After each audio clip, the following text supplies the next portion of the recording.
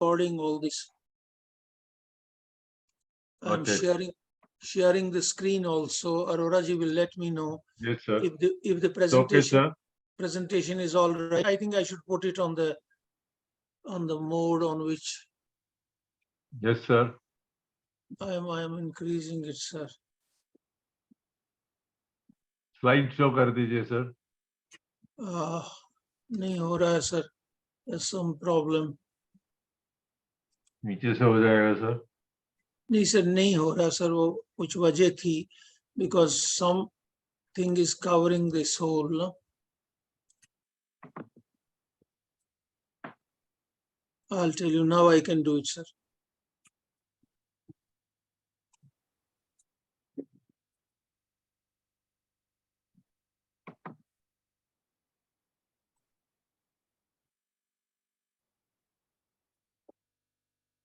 अब हो गया सर. हो गया sir. Yeah. Yes sir, but I have to change this as yet now.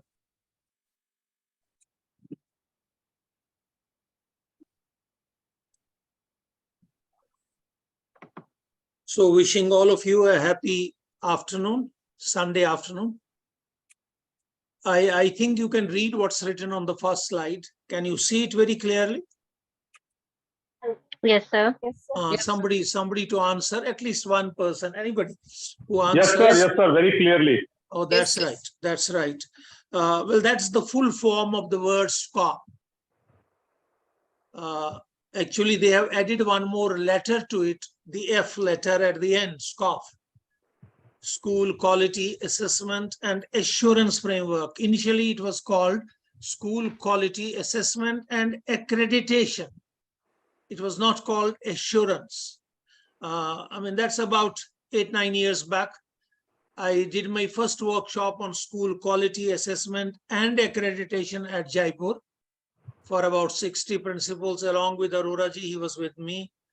And then we had a few workshops at Thrissur. I think we have 1 or 2 principals from Thrissur here. We did it at 2 places in Thrissur, Kerala. We did a workshop at Coimbatore also. We did 2 workshops at Hyderabad also. Because lots of principals had paid a fee of 50,000 rupees, which was the fee required for accreditation by CBSE. And we wanted them to get accredited. So that time we were working on accreditation. This time, they have given us a framework wherein the word accreditation has been dropped and instead the word assurance has been used. It's almost the same thing. Once the community of people and your stakeholders, your students, your teachers and other schools are assured that you are on a quality journey, that you have your quality processes, that this school is a quality school, automatically it means that you have the accreditation of the people. You may not have a certificate of accreditation. Let me move forward. This is the number of the people we must have today, 253, then 3 more in the morning. I got calls from them that I should open the forms. I allowed them. The best part of it is that we have some school owners, we have managers, we have directors, we have some managing committee members who are eager to get their school accredited and also follow the framework, and some trainers, some senior coordinators, some principals, also a large percentage of principals.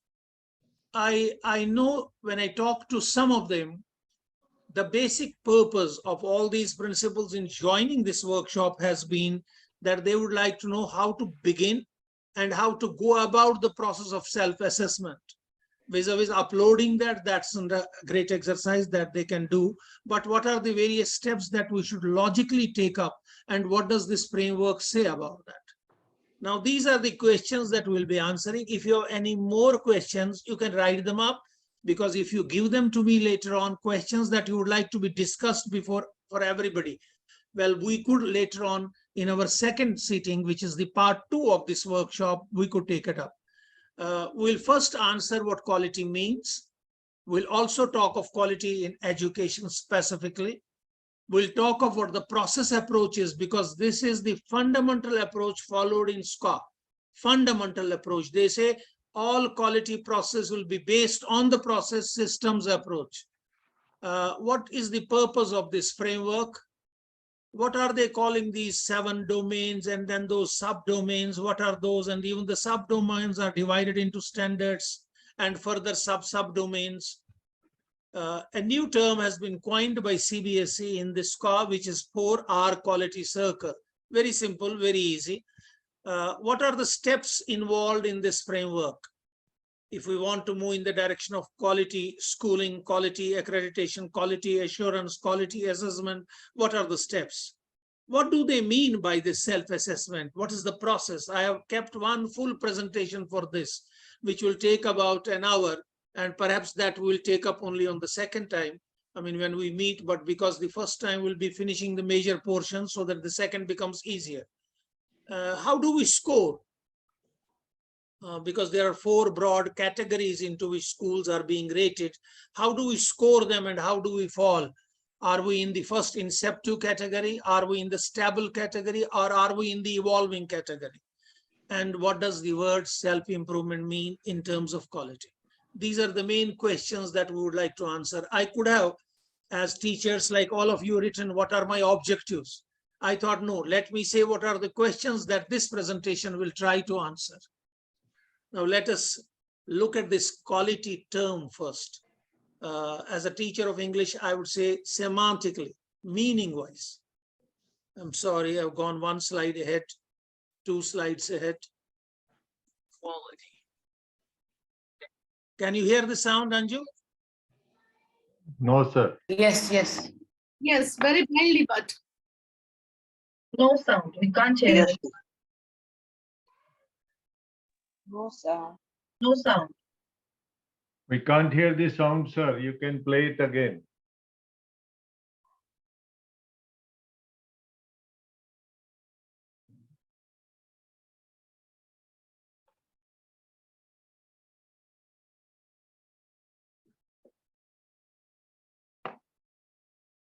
Still we can't hear the sound, sir. Doesn't Anyway, matter, we you can read read it. it. Reading is more important here.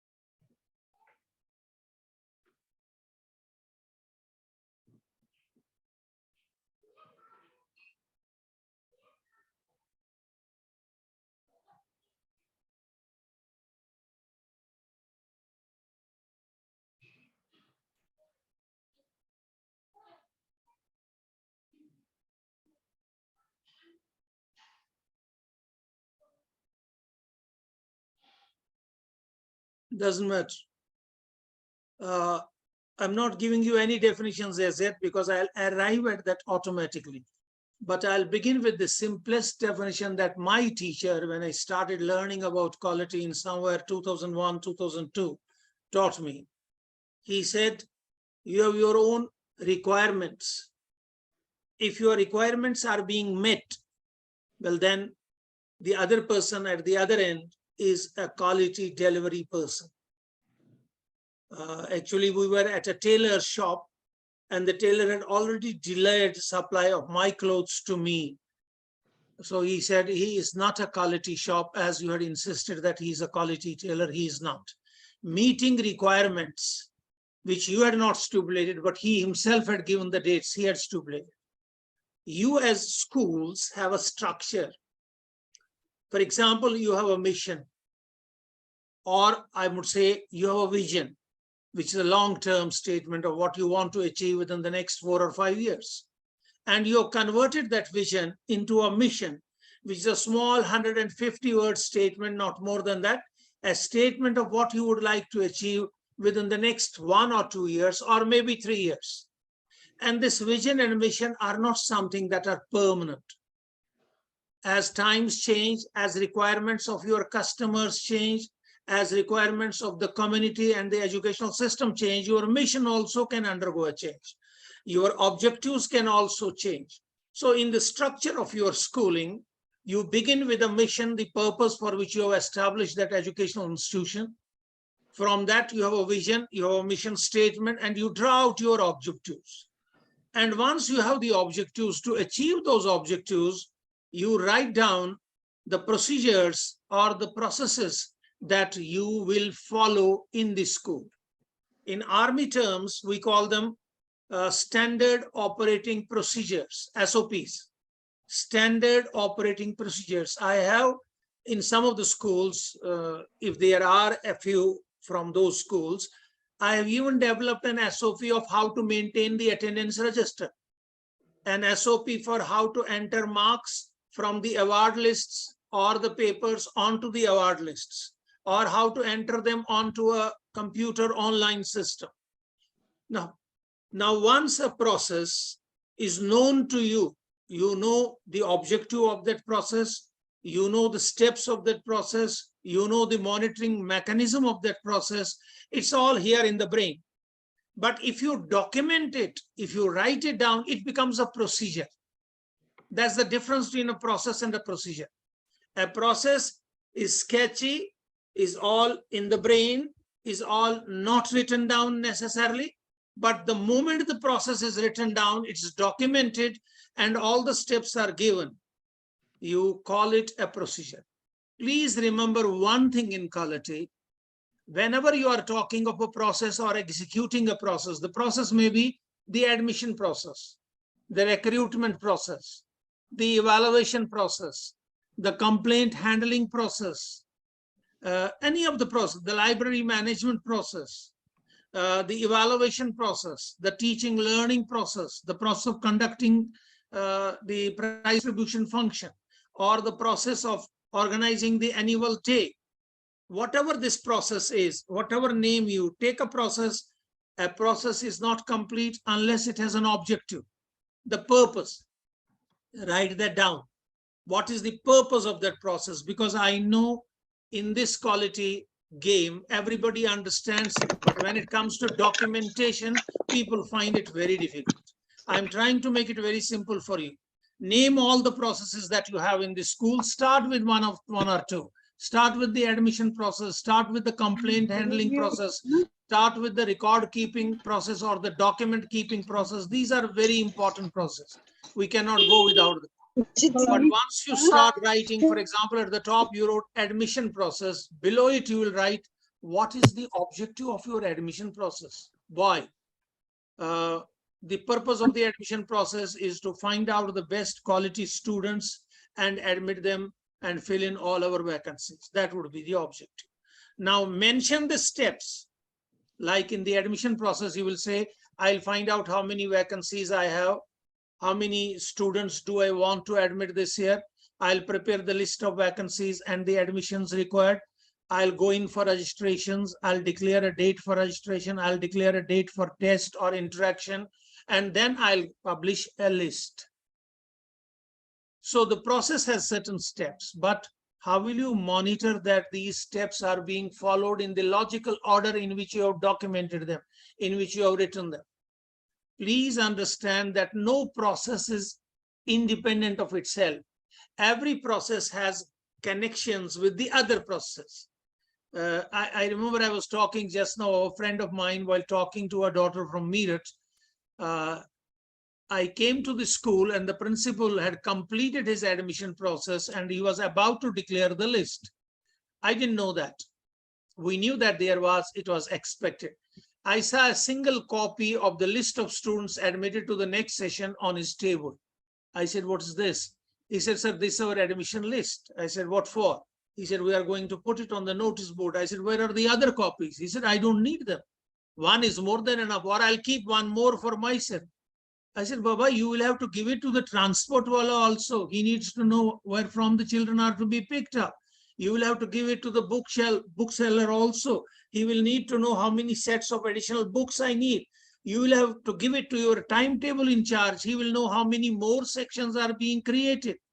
So every system is interconnected. Within the system, all processes are interconnected. Oh, you have to have a monitoring mechanism of each process. Did the registration happen on the requisite date? Was the list published somewhere? Did we conduct the test as we wanted it to be conducted? Did the interaction go as was meant? And now is the list ready? So monitoring mechanism of the process is also very important. Now, in this triangle, we started with the school has a vision. It converts the vision into a short vision, which becomes a mission statement. From the mission statement, the school draws out some objectives. They are all written in your prospects, in your website, in your diary, but nobody has even read them, unfortunately. And then you decide upon the various processes of the school. Some processes may be managed by outdoor people, the canteen process, the mess process, sometimes the buses also. The cleaning process nowadays, it's being given to, and we call it outsourced. But there are processes which are the core process. You cannot outsource them. Core processes are to be done by the school itself. And whenever you talk about process, I said three things are important for a process: the objective of that process, the steps of that process, and the monitoring mechanism as to how will you monitor that the process is going on and how will you measure it. Now here in this triangle, there are a few things that will impact the whole process. The resources, availability of the resources. You may have to make changes. You may have a very wonderful mission, a lovely objectives, very good processes, but you don't have the resources to implement. You are bound by certain regulatory requirements. The regulatory are two types of requirements. One, by law, statutory requirements, the central government laws, the state government laws, you have to follow them. And then the CBSE affiliation laws. So you have both regulatory and mandatory requirements which you have to follow. Then you have to keep in mind your interested parties. Your interested parties are not only your children and your teachers, it's the general public at large. It's the colleges where your students will go after admission. They may be professional or they may be academic. It's even the neighborhood. It's even the offices where your children will get employed tomorrow. All these are interested in the school because they know that this school, if it's going to be a quality school, will meet our requirements also. We call them beneficiaries. Sometimes we call them beneficiaries. In quality terms, we call them stakeholders. In Sqaaf, we call them beneficiaries as well as interested parties. And then you have to follow the education pedagogy. Please be sure that now the pedagogy is being decided by the NEP 2020. Pedagogy would mean the methodology of teaching, the study of the science of teaching. How has teaching work to be done? You cannot change it. For example, in the foundational stage, it says playway, learning by play, learning through discovery. That should be the only methodology. Or in the senior classes, it says that experiential learning should be the only pedagogy that should be adopted. It also says that storytelling should be a technique that should be followed from beginning to the end. Now, these four things will also impact on the quality of the school. I move a little further. I give you a general framework. Let's look up at an industry. I saw very close to me here in Meerut, about 60 kilometers from here, there are lots of sugarcane industries en route. They produce sugar. A lot of sugarcane comes into the industry as an input. They have huge furnaces, huge machines. They subject it to certain processes. The sugarcane gets converted first into juice that's extracted, then it's purified, then it is solidified, and finally it's packed into small packets of sugar. That's the output. Now, if we look from that perspective at a school, we are looking at the conceptual framework of school quality. You have an input, you have a process, and you have an output. What is the input to the school? Many of us say that the students are the input. My dear friends, even the teachers are an input, and the policies of the management and their day-to-day interference, that also is an input. So if you have teachers of quality, if you have students of quality, and if you have quality in the management's thinking and processes, you automatically are getting a good input. I have seen many of you who have been talking to me or where I have visited your school. You have been saying, sir, what can I do? My children come from a rural background. They come from a background which is very socio-economically very poor, and they are deprived kind of children. So you cannot convert them into brilliant children. It's not a question of converting a poor child or an academically weak child into a brilliant child. It's of converting him into what he is and making him realize his true worth. Whatever a child is capable of achieving. Every child is unique. Every child is a wonder of God. Every child is a marvel. Make him what he is capable. If the expectations of the community are that you will make everyone an Einstein, it's not possible. You yourself are not one. So how can you make everyone into an Einstein? But whatever limitations his heredity, his genes have set upon him, you provide him an environment that within that environment, he attains all those competencies that he is capable of. And through your training, he can be capable of achieving much more. So a quality management, a quality student, and a quality teacher, or the quality of the teacher, or the quality of the student, the quality of the management will be the input dimension. It will be subjected to an educational process. The educational process has two components. The structural component, on which a lot of emphasis is laid down nowadays. We have posh 5-star buildings as schools. I have studied in a school where possibly we didn't have furniture also, enough of furniture. So sometimes we wouldn't mind sitting on the floor. And there are many children in India, I would say crores of them, who haven't seen a desk, who haven't seen a chair. They haven't enjoyed that privilege or that facility. So structural components, there are many schools, even in a place like Delhi, where schools do not have a play field. They use the adjacent municipal park, or they go to another neighborly school and they use their play fields. All of us do not have facilities. Hundreds of schools do not have an auditorium, or they do not have facilities where they can combine 200 or 300 parents at a time. So they have class-wise orientation programs.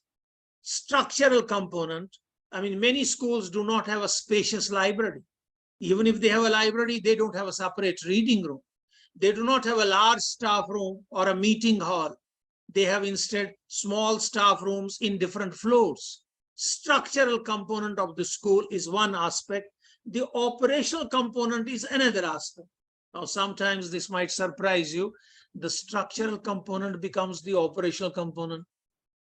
A book lying in the library of your school is a structural component, but the moment a child borrows it or a teacher borrows it and reads it, it becomes an operational component. Our labs are fully equipped. They have all the equipment necessary for performing all the practicals and even more. But for the whole year, we never use them. And it's only on the lab days, that last 3 or 4 days, we give the children a revision work of those practicals. So for the whole year, they stay as structural component, and it's only on the last 3 or 4 days they become an operational component. We have lots of games, materials lying with us, but they are never used. Only one ball is thrown into the field and the children run after it, and the physical education teacher says, hit it as far as you can and then bring it back to me. The period is over, go back to your classes. That's the kind of physical education programs we have in some of our schools.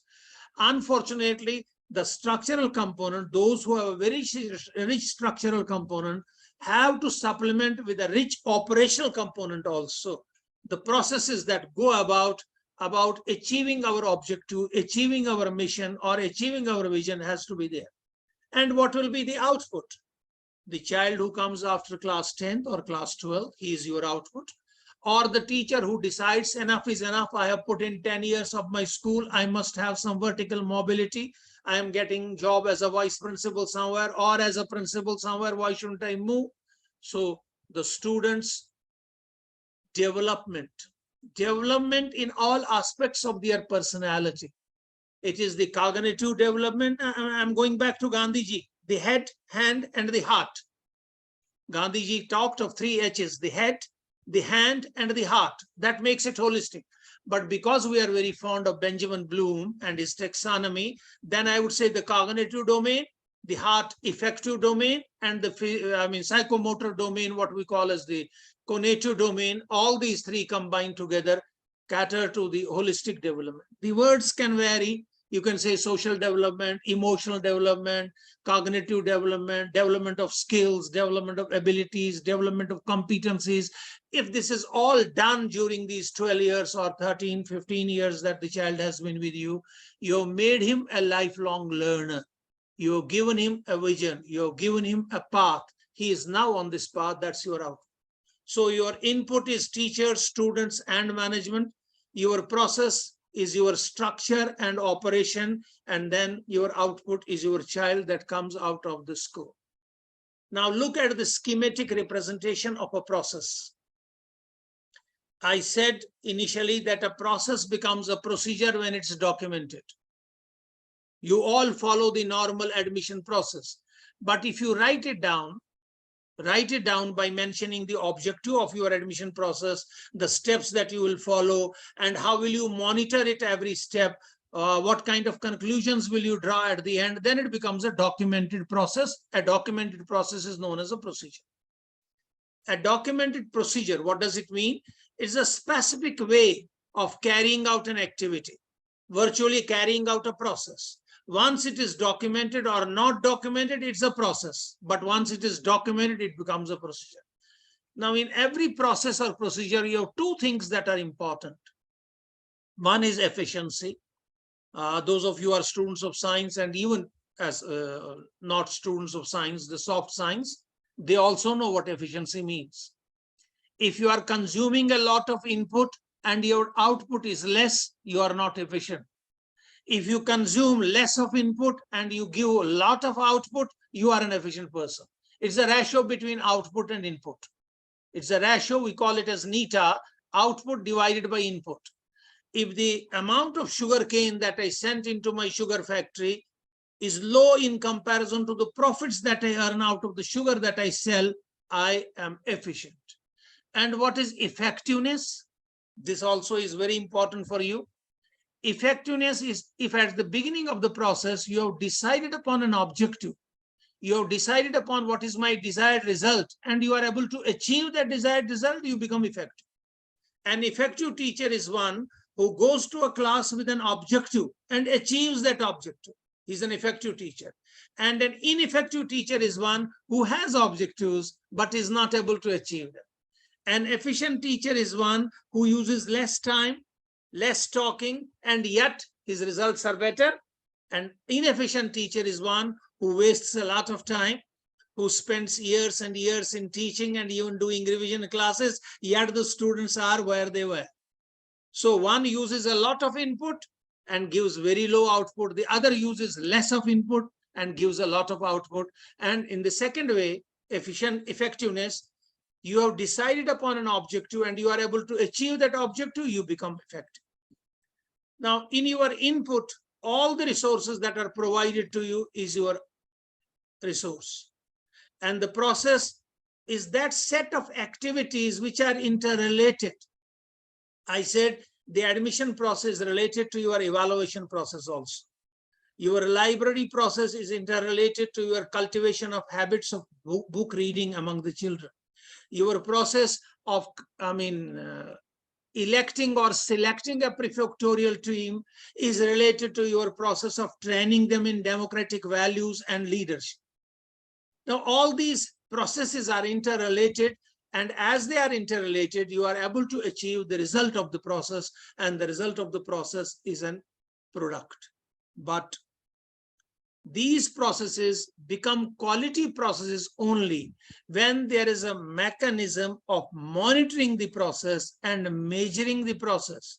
What are the opportunities where I have gone wrong? What are the opportunities of improving it further?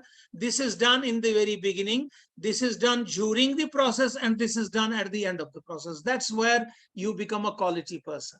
You become a quality person if the process that you are taken up, you are working on that process, you know your objectives of the process, you know the steps of the process, and yet at every point you are monitoring them, you are checking them whether you are achieving the desired results or not.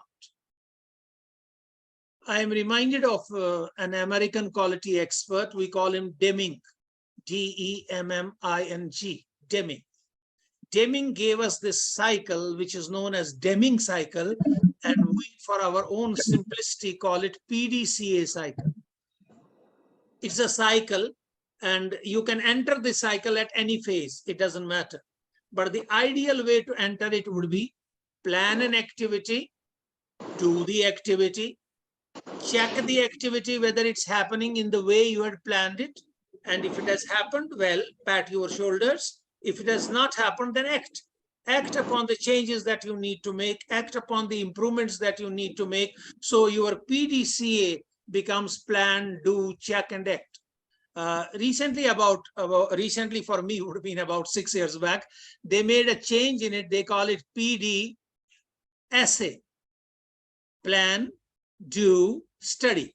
They don't use the word check. They say study whether your plan is being followed meticulously. Are you going ahead with the execution of the work in the right order? This is monitoring. And then act on the monitoring results and make improvements accordingly. You see, Deming is one of the, quality experts that USA has. But primarily, I would like to share with you that the concept of quality and the implementation of quality, as we see nowadays, it started in India as a movement with the ISO in industry, documentation, quality policy, and all that. Primarily, the movement has shifted to Japan. And even the American companies are borrowing Japanese experts, hiring them for some period of time to advise them on quality in terms of their products, development of products, even in terms of development of work. Because for them, we had the privilege, I think Arora-ji will remember it, of having a quality expert, Kawasaki, Ishikawa Kawasaki. He was here in India, and in Delhi, he spoke to us at the Quality Council. We were pleased to have an interaction with him also.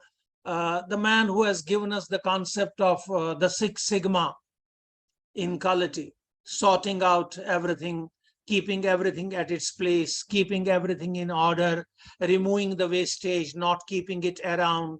The Japanese people have come to a concept now, which we call the concept of minimalization.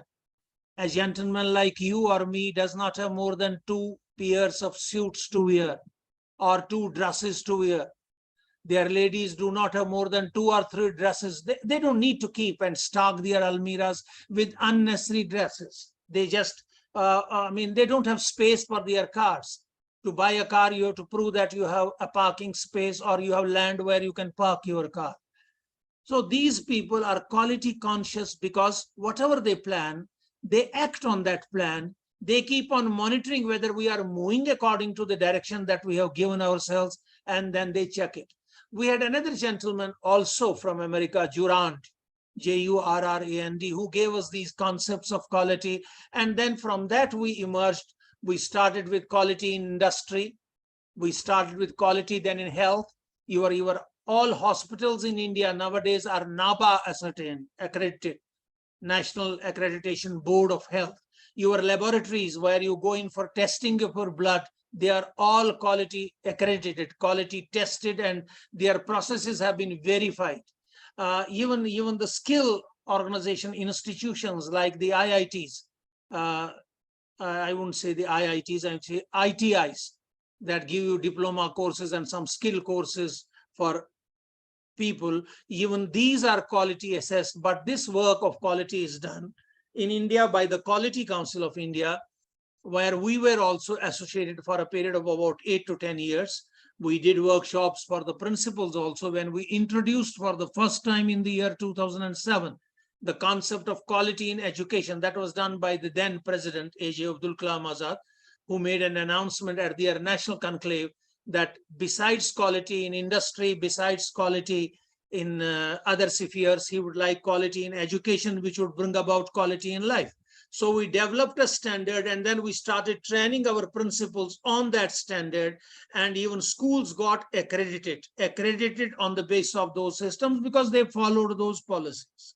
Now, we in the CBSE are also following the same mechanism because the CBSE also developed its standard after they tested the quality standard of the Quality Council of India.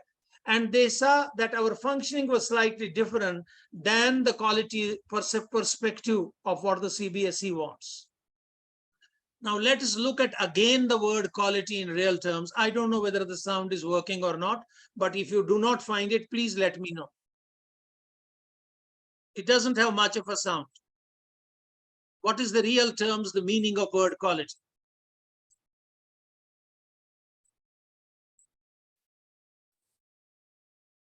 Degree of customer satisfaction.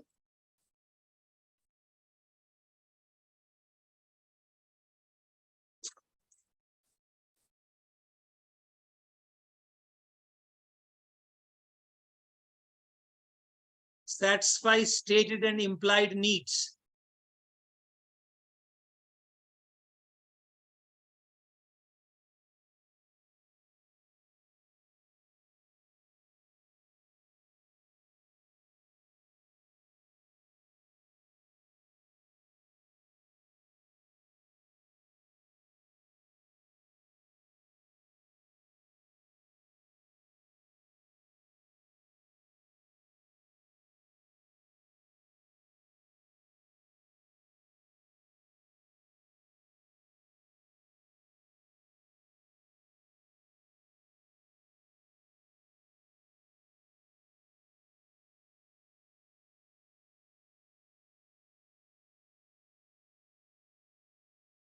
This is what you call as branding.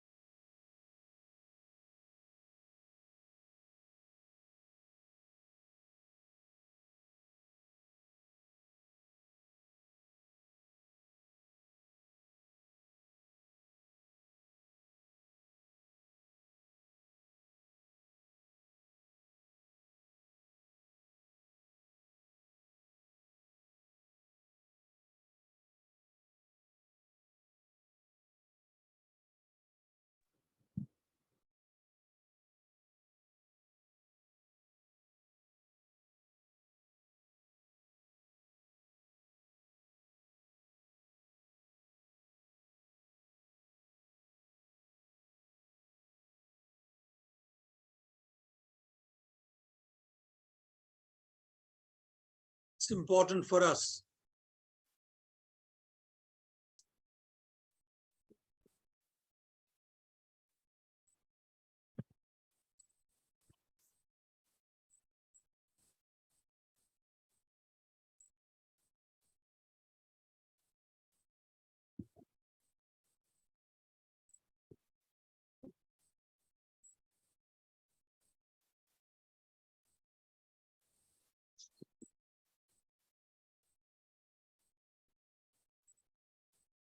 Sorry to disturb, sir, but there's no audio. Even the It previous doesn't have video any was audio. not there. It doesn't, this video does not have any audio, beta.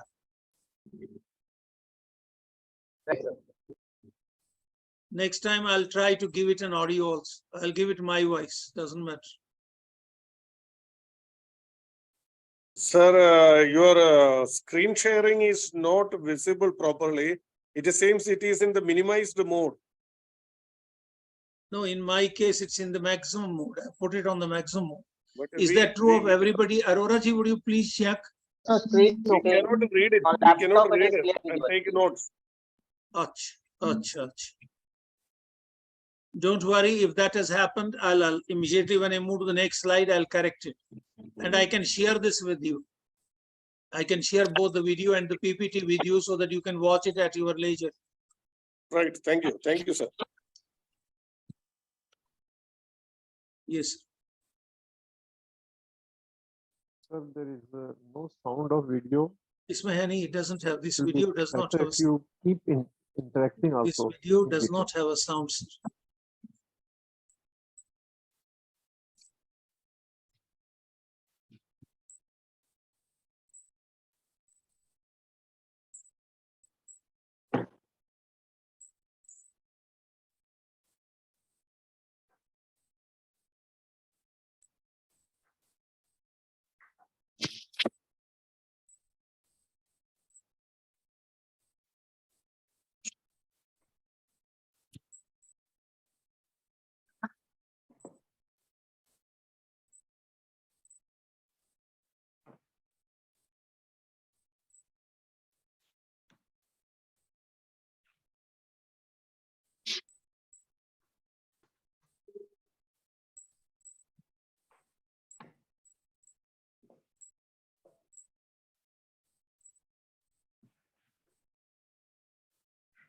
I move to the approach and impact of Sqaaf.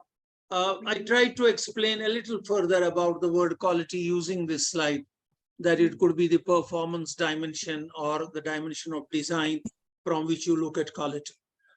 Now, the framework booklet that we have, I have sent it to you. I think you received it. This is the booklet, if you can see it. The School Assessment and Assurance Framework, it's a set of standards and best practices. The purpose is that by following this standard, we will achieve both individual and institutional excellence. The quality that we want to achieve in our schools, and even we as teachers, we as principals, we as managers will be able to do that if we follow what is written in this book. So it will serve all those who are involved in the process of education, whether they are educators, whether they are management members, whether they are school leaders.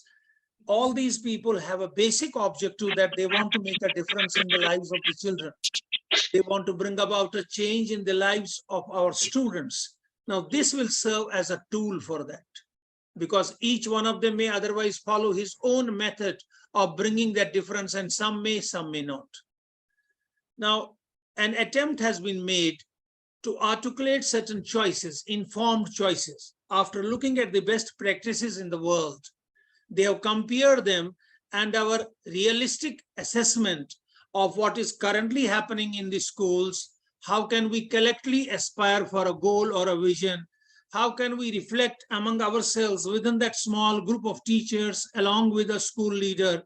How can we recognize what are the complexities that we are facing, and how do we deal with those forces and control our actions or shape our actions in a way that we move towards quality? This is the vision, or this is the approach and impact of this document. Now, the document is very exhaustive. It is possible that it can be implemented. It's a tool to measure acceptability and to measure whether you are a credible operating system, a credible school. It has been benchmarked against global standards. I said ISO, we have the NABET standard of school education, that is the national quality standard. We have the HCL also has its policy. The HAL also has the policy. While doing a workshop at Chennai on quality assessment with a great quality expert, Mr. Chandrasekhar, I was able to see a standard that had come from Netherlands. One of the participants in that conference had that standard. I borrowed it for her and sat up for the whole night to finish it, because I had to return her by the morning. And during the night, I could not get it photocopied. I had requested her. She sent me by mail some of the process, but not the photocopy. Now, When we are working in a school, this Sqaaf framework will help us to give an assurance to our stakeholders, that is the parents, the teachers, the students in the community, that we are continually improving, that we are not stagnating. We are not what we were 10 years back.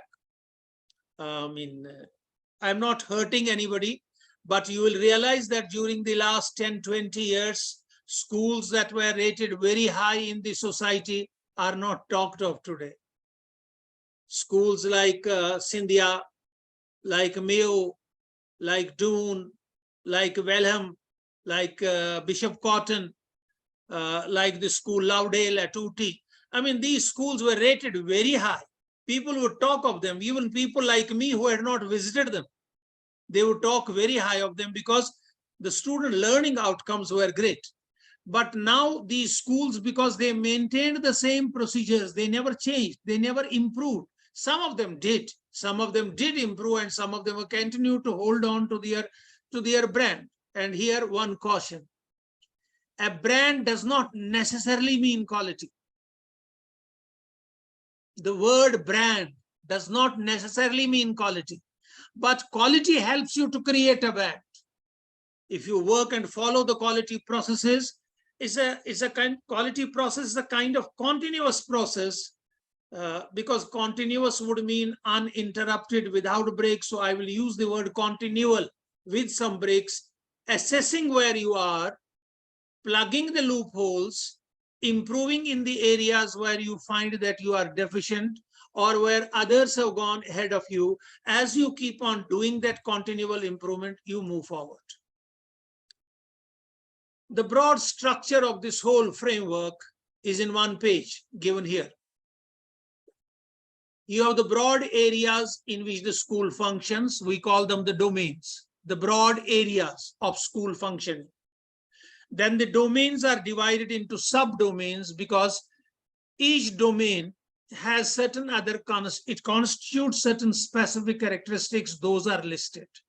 Then each subdomain has certain aspects of that subdomain. We call them the standards.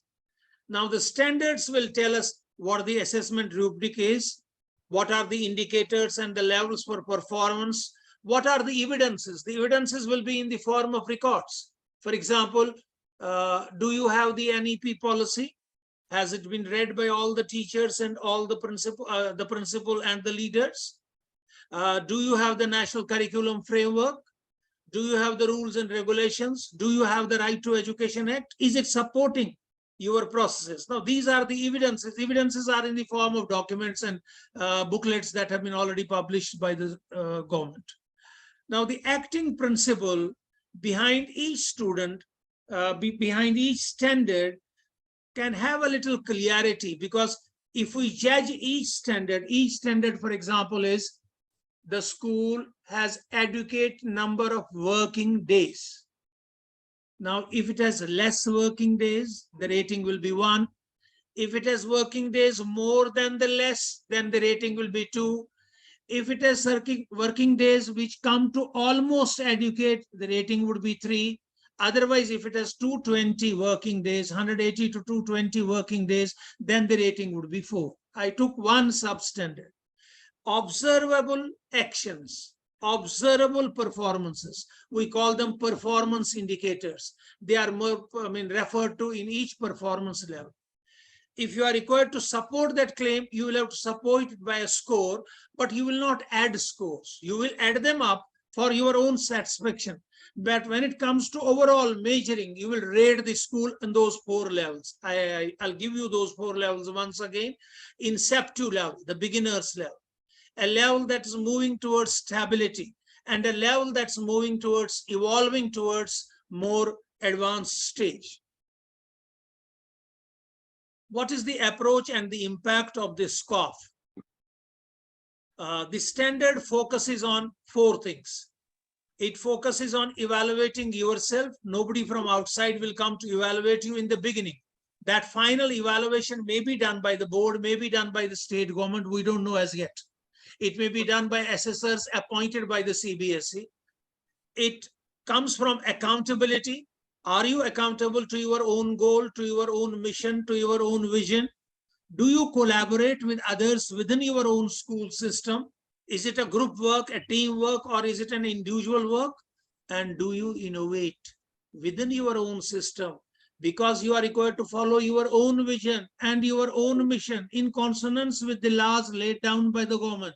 You are to innovate, you are to change certain systems, bring about certain ideas, new ideas, so that you become creative.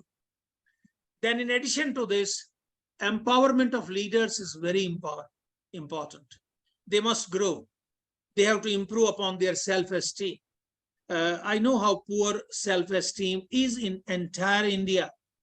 And when your principal closes the door and does not allow anybody to meet him, it's not a sign of his complex, it's a sign of his inferiority complex.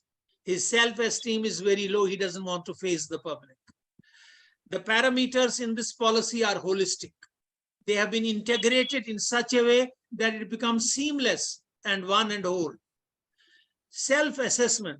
Nobody come from the outside will come and impose upon you this Sqaaf. You will implement the Sqaaf within your school, and then you will assess it also yourself so that you know where you stand. This purpose of self-assessment has two purposes. Number one, when you know where you stand, you know the process in which you are doing exceedingly well and you are rating yourself at 4 out of 4. And you know the process where you are at 1, 2, and 3. You will start improving those processes. You will be always applying the student learning outcomes to the standards, because that's important. And the learning outcome booklet of NCERT must be available to every teacher teaching at the elementary stages. That's from the foundation stage to the middle stage. There is no time frame. You are not told that you complete it within 1 week's time, you complete it within 1 month's time, because it's a continual process of improvement. You can keep on improving, so there's a lot of flexibility. And the standard is clear in its approach. There's no ambiguity, there's no confusion. It doesn't need explanation by anybody. If a good principal takes up this booklet, meets a group of teachers around him, and they all go through it as I sent it to you for this very purpose, you will find that everything is absolutely clear. It's adaptable within the context where you are working. A school working at a posh city and a school working in a rural area will have their own adaptations to make according to the conditions, the local conditions. And then your schools, once they implement the Sqaaf, the Sqaaf will handhold them. They won't need handholding of an educational consultant or an advisor. They will be supported, they will be mentored, they will be handheld by the document itself. And anybody in the school who has read the document once, twice, and understood it, discussed it with the colleagues, can do it.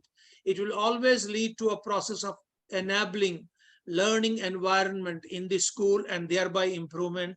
And it will always create a standardization, because all schools will follow the same procedure of quality assessment and the same procedure of quality assurance. What are the objectives? Why did they create this Sqaaf and Sqaaf? They want us that we should look at our processes and keep on reviewing them, keep on reflecting on them at periodic intervals, maybe after every week, after every month, after 6 months. They don't give any time frame, they leave it to us. And even those need to be reviewed where we have rated them at 4 out of 4. Those standards also need to be reviewed. Those domains also need to be reviewed.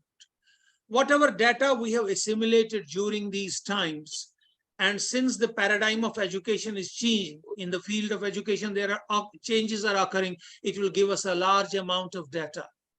An environment has to be created in every school where the children are able to achieve their learning outcomes. Our basic objective is that we prepare our children for the world where they become interdependent, and the world is very complex. I'll talk of the 4 pillars if that can happen. I should have added them here, but I didn't. I don't know why. We will have to establish inclusive schools where the culture of learning is meaningful, and we will try to achieve high standards of development for each child. High standard for each child, not defined by you, but defined by his own ability. We will develop a kind of accountability which is both personal, individual, and collective, and which encourages that learning outcomes are achieved. We should assess that we are a learning organization and we should meet the acceptable standards and the aspirations of the people. We should devise strategies within our own schools so that we are innovators, we are change makers, we are transformational agents of the entire educational system. This is just, by the way, to give you an idea of how many things happen. Now I'm coming to the center, I would say the heart of this Sqaaf.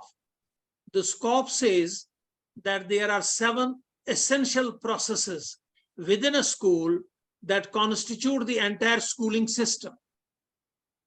Initially, they had given us different 7, now they have changed it.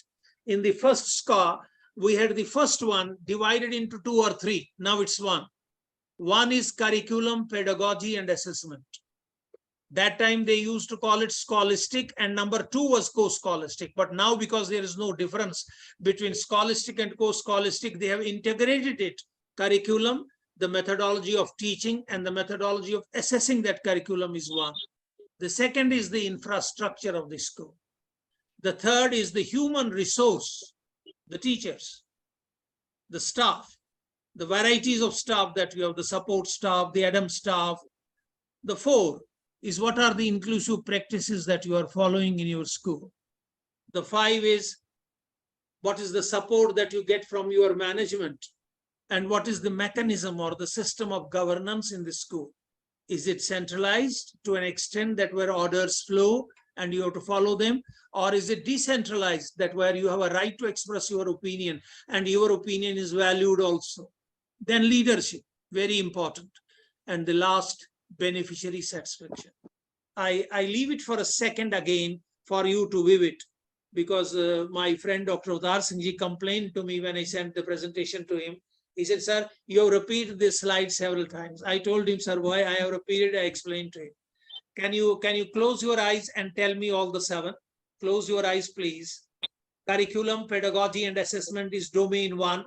Domain 2 is infrastructure. Domain 3 is human resource.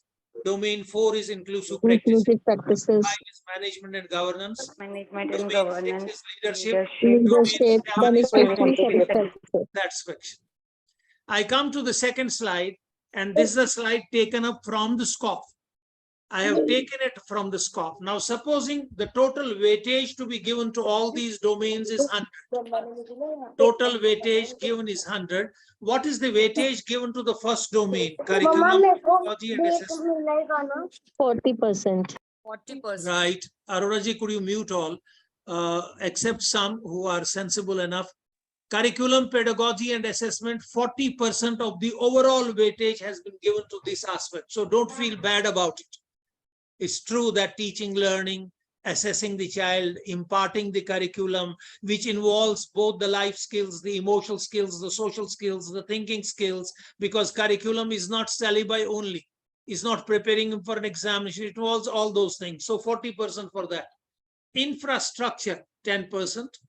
Human resource, again 10%. Inclusive practices followed in your school, 10%. Management and governance, 10%. There are 6 remaining, 60% that will become. Leadership, 10%, and beneficiary satisfaction, 10%. These are the Sqaaf domains, 7 domains in the same order, with 10%, 10%, 10% at 6 places, and only 1 place at 40%. It totals up to 100. I go back to it. I put it in the normal textual form. Curriculum, pedagogy, and assessment, 40%. Infrastructure, 10%. Human resource, 10%. Inclusive practices, 10%. Management and governance, 10%. Leadership, 10%. Beneficiary satisfaction, 10%. What are these? These are the domains of Sqaaf. Domains.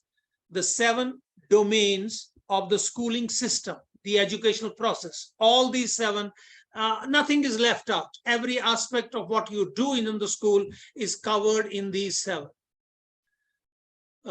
If we look at, if we look at number 1 now, every domain will have some subdomains, because that will help us to understand the domain itself. unless we break that domain into its parts, we will not know what that domain is. Because only after knowing the subdomain and even subdomain, because that subdomain will also get further divided. For example, in the first domain of curriculum, pedagogy, and assessment, we have 7 subdomains. 7 subdomains in the first domain. 1.1, curriculum planning. 1.2, teaching learning process. 1.3, student enrichment, skill-based vocational education. These programs have to be embedded in the annual curriculum and the pedagogical plan. Now, if a school doesn't have a pedagogical plan, well, automatically they will get low scores on this subdomain. Mainstreaming physical education and sports, that's integrating art and physical education, integrating physical education and sports along with other subjects. Value education, ethical education, or values and ethos, student performance and the assessment of their learning outcomes and the feedback, and what kind of enrichment programs have been prepared for you to follow in terms of learning of students. Now, what are you doing about ECCE, early childhood and care education, where you have to follow the FLN or the FNL, the foundations of literacy and numeracy. These 7 subdomains combine all together, form the first domain. When I move further, I will have to divide each subdomain into further subdomains, and then only you will understand what the subdomain is actually about. Let's look at the second, infrastructure. Is the infrastructure adequate? Is it functional? And is it agronomical? Does it have the aesthetic capabilities? In terms of infrastructure, what do we look at? We look at the classrooms, the library, the laboratory, the computer labs, the information and communication technology lab, or the facilities, and the rooms that we need for music, dance, yoga, meditation. How about the principal's office, the staff room, and the administrative offices? What about health management facilities and the sick bay, which we call as the infirmary? What about water and sanitation facilities and what's being done in the school for waste management? And how about the furniture within these facilities, whether it is the classroom or the library, the staff room, or the administrative office? Does it have adequate furniture? Now, these are 5 domains. So we had 7 in the first one. In the first domain, we had 7 subdomains. In the second domain, we have 5 subdomains. Please add them up. 7 plus 5, 12. Don't worry. We move to the third. This is the, sorry, not 5 as yet. I have to go to its adequacy and functionality also. Is the lighting system and the ventilation system in the school good? What about orientation? Is it eco-friendly orientation? Has organic living also been integrated or brought into the curriculum? What are the safety provisions? What are the playground and sports facilities? What about the hostel facilities? But the hostel facilities are only meant for residential schools. If yours is not a residential school, then you don't need to look at it.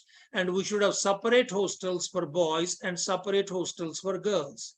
School canteen, not required for a residential school, because then the hostel canteen becomes the proper canteen. It's only for day schools. What about transport and escort facility in each bus? Escort facility in each bus, 12. Lovely. Oh, we finished 2 and we have come to 19 subdomains. We are coming to the third subdomain, human resource. Does the school have adequate teaching staff and non-teaching staff? What about the parents? As a resource, can the parents be used, or are they critics only? Or are they to be shunned away and kept as away as possible? What about the students, their ability? Are the alumni being considered? Does the school have an alumni association? Do the alumni meet? Do they suggest? Do we have an alumni representative in the management?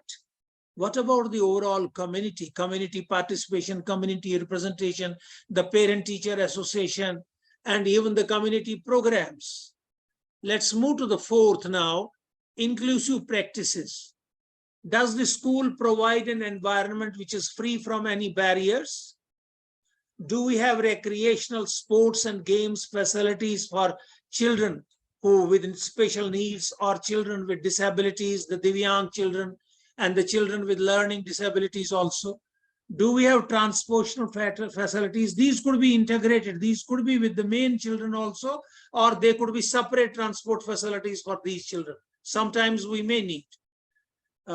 These attitudinal barriers that exist within our society, where we keep them away from our, have we overcome those attitudinal barriers?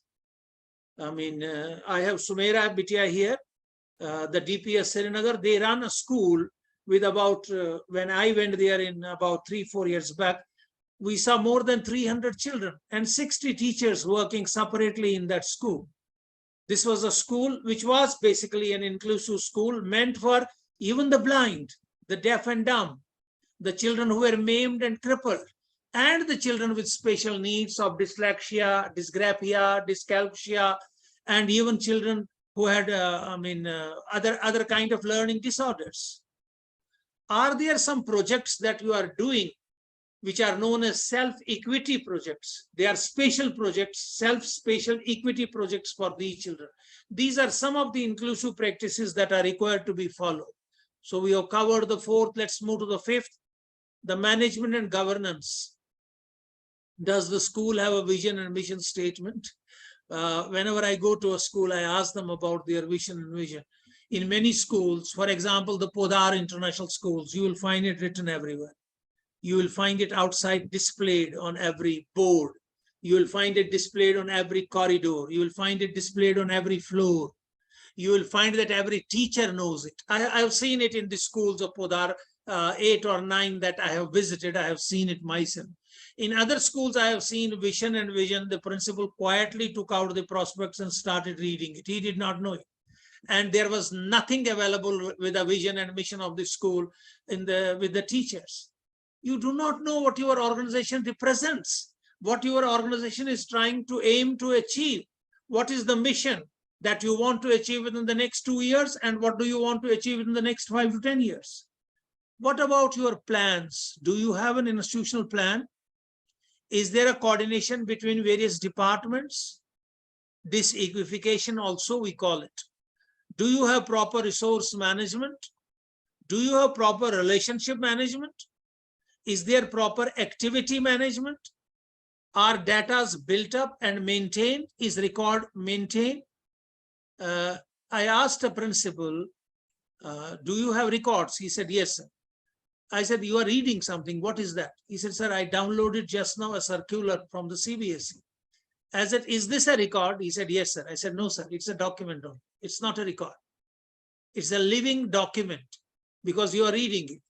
And you will circulate it and everybody will read it or sign it or note it or go through it. You will bring it back and you have built a file in your office which contains all the CBSE circulars. The moment you put it in that file, it becomes a part of your record. Till then, it does not become a part of the record. And then there is a lot of emphasis nowadays, and this is where some schools are coming up quite fast. Their communication both within and without, both within the school and outside the school, with the parents, with the community, on the social media, you can see them present everywhere. Their oral communication, which is done by the principal and the management and the school leaders, the coordinators on the assembly in the classes, and their written communication that is done through circulars, through messages, through posts, social media, what is up posts. This oral and virtual communication, this has to be seen. And this is a strength of a school. Schools that are able to communicate better, achieve better results. What about administration in terms of finances, in terms of fees? Schools where fee by a child has not been paid for months together. You know, in Delhi, we had an incident of a child who had not paid his fee for the last 6 months. The principal reported the matter to the director because we do not ask for fees often. Only we send a small information, your child's fee is pending for such and such time. And then the director and the principal both gave a warning to the parent on phone, which he had recorded. The warning was that if you do not pay the child's fee by tomorrow, we will issue his TC. They did not issue the TC. The child did come to the school and he was told that his TC was about to be made and it would be issued to him by the time the parent had gone. And this may surprise many of my friends here. I was also pained that the principal and the director of the school were subjected to 6 months of rigorous imprisonment by the court for harassment of the child. And there was an appeal that was made to a higher court, and later on we got them out on bail, but after having paid a fine of about 5 lakh rupees for this harassment. So you can understand your fee administration. There are schools where fee has not been paid for years. Some students are defaulting, and yet the school is doing nothing. The administration is very weak in purposes of financial matters. And then the admission process, which is a very important. In the Quality Council of India, this was a primary fact: admission process and complaint handling. 3 processes which we wanted every school to have documented: the admission processes, the complaint handling process, and the data and record keeping process. We would tell them, give us the documents that tell us that you have a process which is a procedure now. In leadership, we would like to see whether the school leader is a principal. I'm sorry, I'm using that word in Kashmiri. Pal means a huge stone, a huge boulder. When the principal gets into his chair, he is not able to come out of his chair. So we call that principal a principal. We want pedagogical leadership. A school leader who is more an instructional leader, who is more an academic leader, who knows the methodology of teaching. He has studied, he did not study them when he was not a principal, but because they appointed him as the principal, they found that he knew certain things more than the others.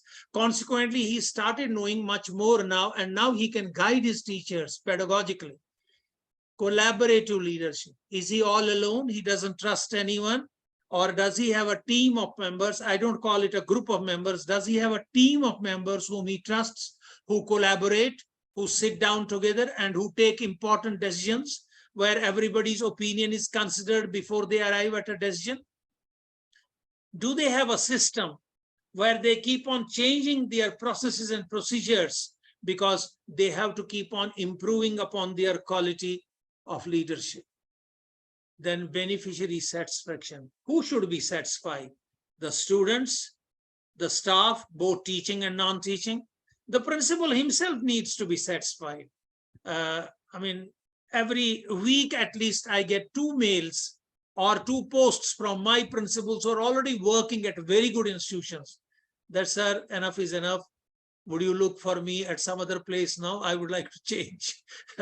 You can understand that means the principal is not satisfied. He's not satisfied with the work environment. He's not satisfied with the conditions. He's not satisfied because he's not given a free hand. He's not satisfied with the attitude of the management. He's not satisfied with his teachers because they are pulling each other in 2 different directions. You need to have the parents also who are satisfied. They will have complaints. But if you look at those complaints intently, you will find out where the defects are in your system, and you can eradicate them rather than brushing aside the complaint and saying that they have a nature of making complaints. No, let them record their complaints. You analyze those complaints and you will come to know how many of them are false, how many of them true. And whichever are true, you can remedy your process. For example, in one of the schools, when we started documenting the complaints, recording the complaints, even if it was given verbally, our receptionist would document it. She would write it, and it would be submitted to the principal, who would initiate action with a letter going to the parent that we received your complaint, which was given verbally to the receptionist. We are taking action. Within 1 week, we'll get back to you, or within 3 days, we'll get back to you. A complaint that is received, which is not signed, which is anonymous, is not treated as a complaint at all. We found out that it was the transport system that had major complaints within 1 month. Something like 220 complaints were received about the transport system. And what we did, we started making improvements in the transport system. The complaints within 3 months fell down to about 60 or 70. And then the other system that started having was homework notebook correction. We didn't have a homework policy. We created a homework policy in the school. We started following that policy meticulously. We started monitoring that policy meticulously. This complaint also doing. So the parents' satisfaction on these two fronts increased. And even the community has to be satisfied. I remember of an incident of a school that I established. I was instrumental here in Noida, establishing a school which you call as the Vishnu Bharati, Sector 28. After about 10 years, having established the school, it had become a fully functional school. It's a very, very well-established school. I saw that the school had purchased some additional land from the Noida authorities to park their 26 buses outside the school campus. And as the school closed, I was going somewhere, I saw a lot of furore outside. I thought I must come down, even if many people in this school may not be knowing me now, but there's no harm in coming down and finding out the cause, and if I can help in any way, I will. I found that some members of the local community who lived nearby were shouting that the children be moved to a side, the buses be moved to a side, and we be allowed to go, because they were carrying a heart patient who had to be admitted to a hospital immediately. But the buses were in an order and the children were coming out. It was all chaos. I couldn't help them. I only talked to one or two officers of the organization and requested them if they could intervene. I mean, if you are not conscious of the needs of the community will not be conscious of your needs. And then the management also needs to be satisfied. They are also a beneficiary. So we looked up at the 7. I go back a little. We looked up at these 7. The first one had 7 subdomains. The second one had 12 subdomains, 19. 5 subdomains, 24. 5 subdomains, 29. 10 subdomains, 39. 3 subdomains, 42. 6 subdomains, 48. Is that right? 48 subdomains, right? We will go to the subdomains. This again, to revise you, you might have forgotten. What is the first one? Curriculum, pedagogy, and assessment, 40% weightage. Infrastructure in terms of its adequacy, functionality, and aesthetics, 10%. Human resource is the third, 10%. Inclusive practices, again, fourth, 10%. The fifth is management and governance, 10%. The sixth is leadership, 10%. And the seventh is beneficiary satisfaction, again, 10%. Now, the Sqaaf framework has these 7 domains, which I have again listed in front of you in a textual form: curriculum, pedagogy, and assessment, infrastructure, adequacy, functionality, and aesthetics. Spellings are wrong. Sorry for the mistake. Human resources, inclusive practices, management and governance, leadership, and beneficiary satisfaction. These domains are the performance areas of the school, the main performance areas of the school. These 7 domains are not independent, they are interlinked. They are interlinked in a seamless manner. See, the one affects the other. The one does have an impact on the other. For example, I have taken an example which I have written of my own. It is the leader who develops the capacity in the teachers by providing them the resources, by providing them the training. That is benchmarked with the best kind of training and good governance. And it leads to enhanced learning outcomes in all students in all curricular areas. Now, this is an example. So leadership is impacting the development of teachers, the student satisfaction and the teacher satisfaction. It is also impacting the learning of teachers. The subdomains, I have taken them one by one here. They are again the same subdomains that are listed. What do they do to us? The subdomains basically help us in many ways. They specify what constitutes each domain. They ensure uniformity and understanding so that we interpret them and all stakeholders are able to interpret them. For example, the subdomains of curriculum and pedagogy are listed here: curriculum planning, teaching, learning, student enrichment, skill education, curriculum and pedagogical plan, mainstreaming physical education and sports, values and ethos, students' performance of assessment and learning, early childhood care and education.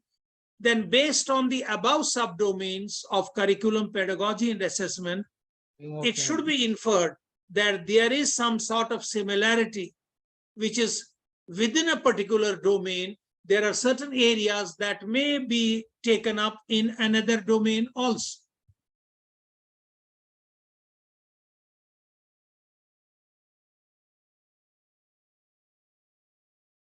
One second, please.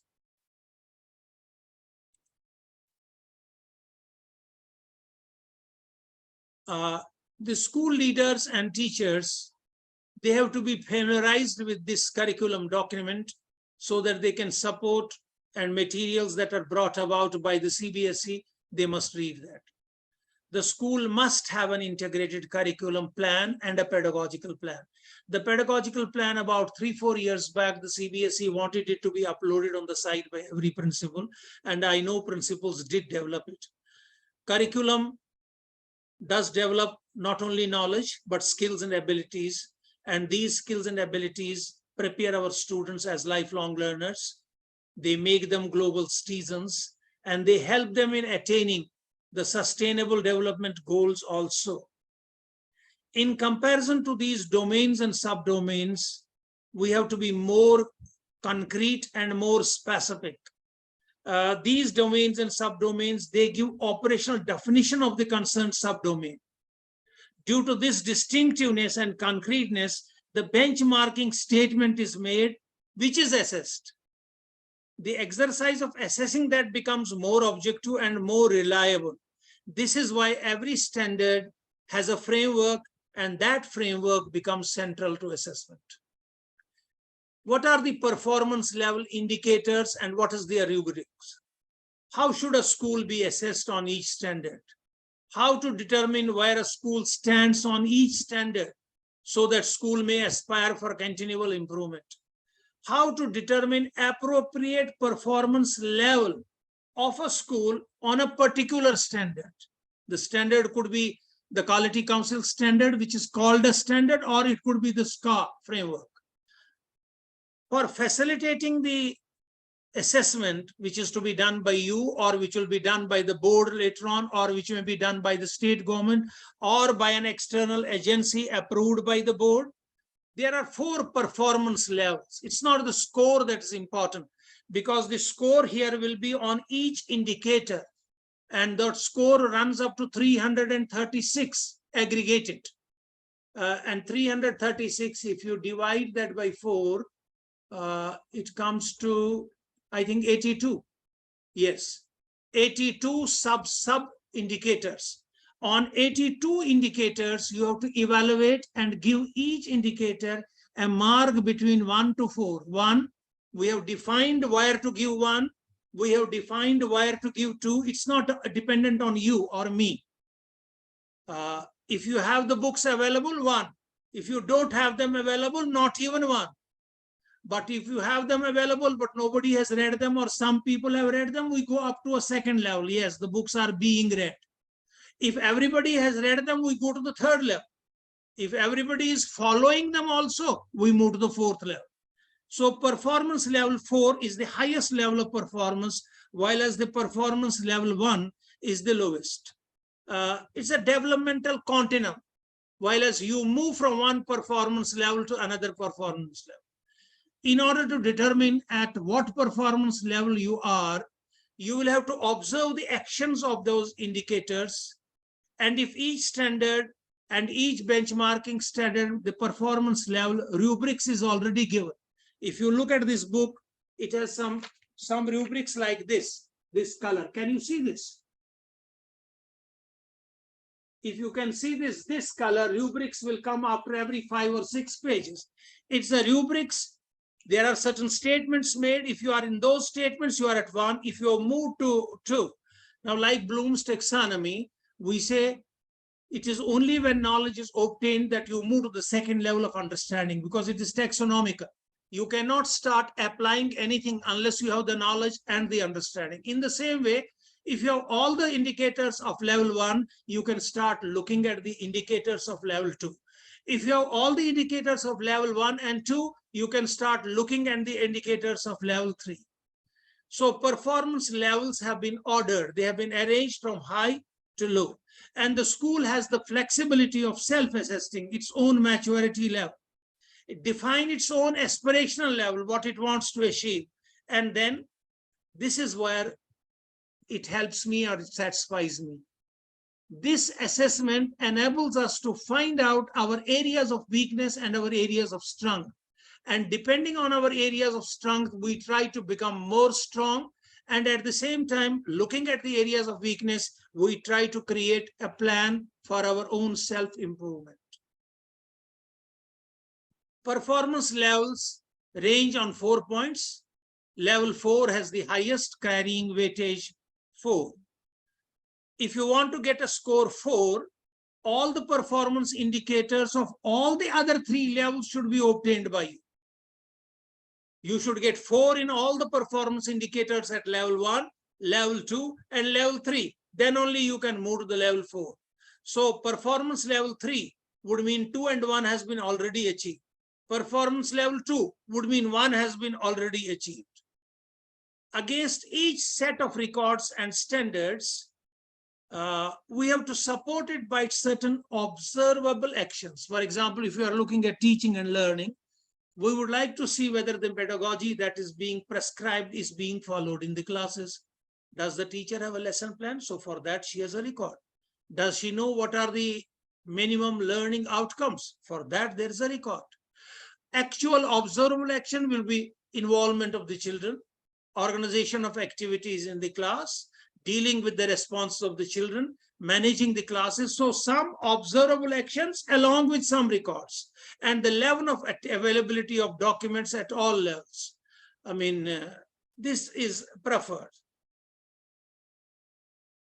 One document can also be an evidence in several substandards. It's not necessary that it can be, evidence in only one particular domain. So we'll start pulling, it's my domain, give it to me. No, it can be, if you have one document available, it can be evidence for other separate these also. For example, a common separate curriculum pedagogy or an assessment policy, which you have created from the school right for classes nursery to class 12. It's a supporting document for level 1, level 2, level 3, and level 4. Schools are required to upload these documents if need be, as to how they have planned, what was the committee that planned it, how are they implementing it, how are they mentoring it, what are their monitoring practices, what are the observations, where were the gaps found, what kind of gap analysis was done, root cause analysis we call it, what kind of improvement plans do they have for the school, so it could lead to better student learning and impact upon the improvement plans of the school. Against each standard, policy or reference document are mentioned, which are acting forces or principles. This is in those blue colored sheets that I showed you in the policy document. You can go home and open them and read any one of them. 1 or 2 of them would be more than enough. Now here, I have tried to give you what are the 4 levels. The basic level is the transient level. The level where you are not stable as yet, where you are unstable, you are changing. You have not decided upon what direction to take. That's the basic level, which we call as the first level. The second level is where you have moved out of this frequent change and where you're trying to stabilize the systems, where you have the processes in place now, where you are monitoring the process, you have laid down the procedures. And it's not the transient is the second stage. I'm sorry, the first stage is the inceptive stage. The first stage is the inceptive stage, the stage which is just the beginning. You are beginning to understand what Sqaaf is. What do I need? What are the domains? What are the subdomains? What are the subdomains? What are the standards? What are the evidences that I need to possess? It is this kind of stage. The second is you have started working in that direction. So you are in a state of influx or change. And then you have stabilized the system. You have come to point 3. When you move 4, you are a dynamic, ever-changing and ever-evolving system. Now, these are the 4 criteria. So your final rating will be, where do you place the school? Is it dynamic, evolving? Is it stable? Is it transient? Or is it inceptive? The criteria that are given above have to help you to formulate achievable plans for your self-improvement so that you can enhance your accountability. How? Wherever you find that your scores are poor, wherever you find that the evidence does not exist, wherever you find that the practice is not in operation, you will introduce that. You will make a note of your improvement plan, document it, and keep it available to all those who need to work on it. These could be your maturity levels. I have explained these maturity levels here again. 1, 2, 3, 4. This is from the Sqaaf document. Inceptive level, the system is in its initial stage. Practices are individual based. Transient level, the system is in the early constructive years. The practices are generally corrective in nature.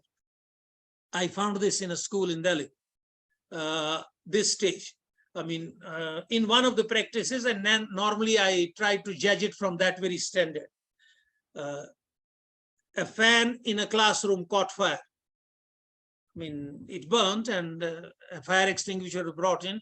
It was extinguished and a new fan was purchased and immediately it was replaced. I asked another principal in another school, how would you deal with the situation? I said, sir, initially the same way, a corrective action, but I would go for correction. I would call the electrician and ask him, why did it happen? What caused this electric failure and short circuiting? Why did it lead to fire? And then I would ask him not to check only in this classroom, but to check of all classrooms and the entire building.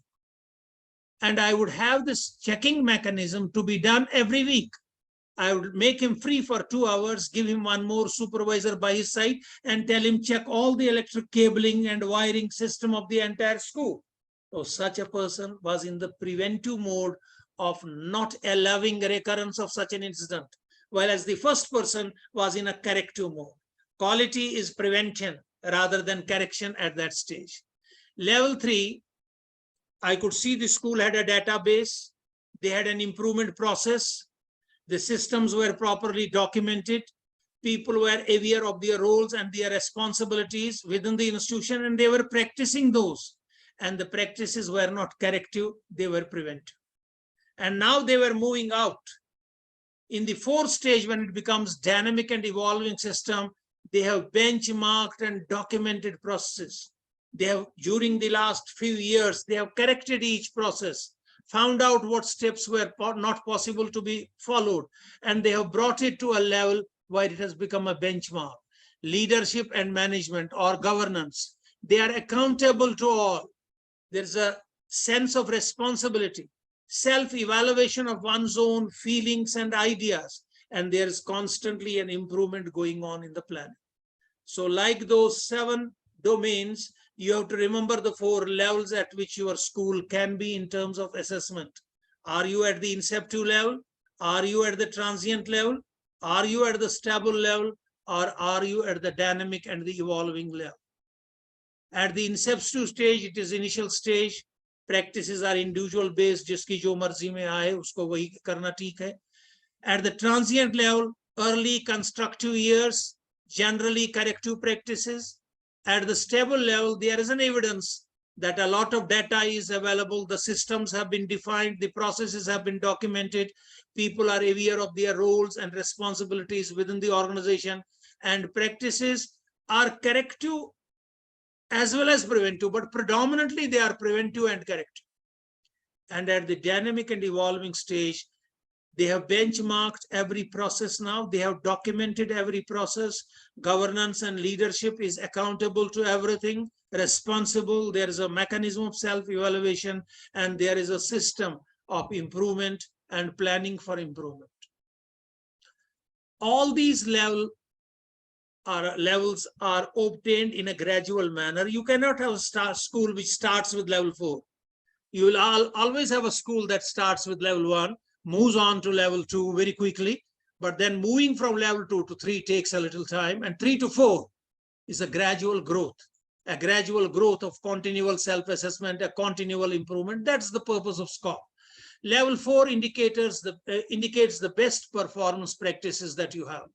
If you want to get a score of 4 in any indicator, you have to clear the first 3 levels. The system's approach to quality management has to be followed. that there has to be an input, there has to be a process, and there has to be an output. Now look at this very carefully for a minute. I did calculate along with you. In the first domain, we had 7 subdomains. In the second, we had 12 subdomains. In the third, 5. In the fourth, 5. In the fifth, we had 10 subdomains. In the sixth, we had 3 subdomains only. And in the seventh, we had 6 subdomains. In all, we had 49 subdomains. 7 domains, 49 subdomains. Now subdomains and indicators. The 7 subdomains of curriculum and pedagogy are broken up into 26 standard benchmarking subdomains or statements. 20 of infrastructure, 10 of human resource, 7 of inclusive practices, 10 of management and governance, 5 of leadership, and 6 of management. 6. 84 standards, 84 benchmarking statements. Multiply 84 by 4. 336. Is that right? So the maximum score that you can have, if you are scoring at the dynamic and evolving level in each domain, is 336. I have yet to come across a school which goes beyond 200. There's no question of 336. But there have been schools that have been accredited and granted certificates of accreditation, both by the CBSE as well as by the Quality Council of India, where the scores were not, I would say, more than 70%.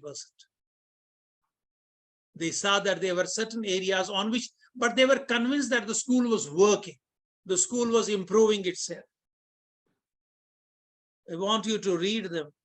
I will read them for you, but I want you to not only listen to me, but read them. An educational system isn't worth a great deal if it teaches young people how to make a living, but it doesn't teach them how to make a life. Your purpose is not only to prepare them in the syllabi, is not only to make them lifelong learners, is not only to give them life skills, is but to teach them how to live and how to live together. They should be better human beings. They should be able to make a life out of their own life. The whole purpose of education is to turn mirrors into windows. They should reflect not only their own self, but they should see the world outside. And 2 more quotes, which I found very interesting. Learning and innovation go hand in hand. We cannot rest thinking that what we did yesterday will be sufficient for tomorrow. If your school has become a quality school today, you cannot be satisfied that it will remain a quality school forever. No. Self-assessment, monitoring, self-improvement is a continuous process. And if you go in for that continuous process, you will keep on improving. We definitely need to change the way our students learn. If they cannot learn the way we teach them, let us teach the way they learn. I saw this quote long back, I think somewhere in the year 2001 or 2002, outside Madam Suzanne Lubert's room in Darshan Academy, Delhi. And I'm sure this must have been circulated by now to all the schools. If the students do not learn, then you need to change the way you teach them. They do not learn because you teach them. I end it up here. Teach and learn are reflections of one another. If you teach the children how to learn, if they do not learn, then perhaps something is wrong with our teaching. I would stop this sharing, and I would come back to a mode of questions. I would answer some questions on what we did today, because I would leave 10-15 minutes for that. We are back. Arora ji, if you see some questions on the, what do we call this? No questions so far. Chat box, no questions so far. We can give them time. I would start with Bhavna. I would like you to unmute yourself and put a question evening, to sir. us. Any doubts, beta? Go ahead. This is a preliminary one. I have 2 more presentations to cover, which I'll be able to cover on the second day. I have to show you what the whole process of self-improvement is, self-assessment is, and how to score. Yes, beta? Anybody else? Come on. Your question, which to you may appear to be very ordinary and a very simple one, is what it appears to you, but for me and for others, it may be a very important question. Sir, no question is forthcoming. Let's give them a reflective Here exercise. is a Sir. question. Here's a question. Who is Good there? evening, sir. Good evening, Jessica. Sir, I'm Gauri this side. Yes. Sir, the domains for the curricular and co-curricular would be different, Uh, or I'm sorry, beta. I did say, you might not have heard that. I did say that in the initial Sqaaf document, which was published in 1999, but is not in operation now, 2009 till 2009, it was operation. This document that I have given you, I have sent it by email to you. If it's not reached you, then take it from another colleague of yours.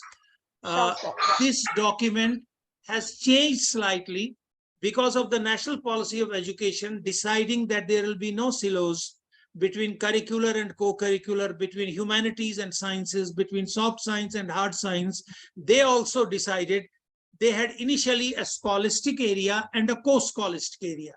Now they Right. combined both of them. It is scholastic area, curriculum, both scholastic and co-scholastic. The word curriculum now includes both, and pedagogy for both and assessment for both.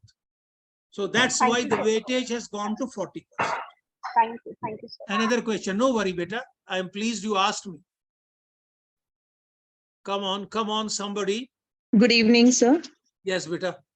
Yeah, sir, my question is What is the name, documentation beta? as Introduce Sir, yourself. Nihita Introduce. Ranjan, sir. Huh? Nihita Ranjan. Nita Ranjan, beta, go ahead. Sir, when you said the documentation or the records to be maintained, that documentation had to be done. Which one is better, hard copy, soft copy, or what is the record to be in which form we have to maintain the records? Which is You better? see, depending on the nature of the school and the facilities of IT that you have available. If you have good data operators or all your teachers are computer literates and they can record, it is better you maintain it online and then download a copy, circulate it among the members, because there has to be a team. We call it the Right. core learning team. Very true. There has to be a person who has to be in charge of that core learning team. We'll give him a name. Initially, we used to call him the accreditation coordinator, but now that name doesn't exist. There is another name coined for him. Now, this Right. committee may read that process, because 2 or 3 people should be engaged in developing a documented process. And you Right. must look at a documented process from somewhere. Mhm. You cannot develop a documented process, without Right. going into the details of what are the methods of creating a documented process.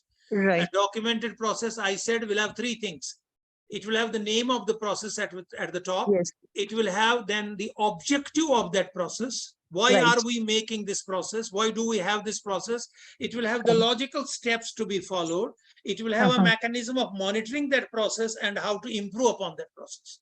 Right. It is better that you maintain it online, but take a hard copy, circulate it, photocopies among the friends, let them make improvements and suggestions, and we may keep on improving these processes over the years. Very true. A documented process made once, even by an expert who comes with that ISO documentation, will not be Right. perfect, because I have to make my document for my school, keeping my vision in view, keeping my mission in view. I would suggest both are absolutely correct ways of doing it, but the best would be wherever school can have recourse to an online system, it's better. And nowadays, this is Arora ji. Yes, sir. Do not curse me. Later on, you can give me as a brother. I'll take your advice. You have heard of the chat GPT? Yes. Yes, sir. You have heard of it? Open the website Artificial Intelligence, AI. When you open the website Artificial Intelligence, sign in. Use your email ID and give it a password. Once you are signed in, as you open Artificial Intelligence, you will come to Chat GPT Generative. Generative, which generates materials. Right. Write a question below. I want a process for my school for dash, dash, dash. Within 5 minutes, you will have a documented process typed out. Copy it, and look at it. Improve But it. sir, only 3 questions will be solved. Later Yes. on, you'll have to pay the fee for it, and then only your generative That's responses natural. will come. No, what you should do, once it develops the process, read it. You can tell them my school is in such and such area.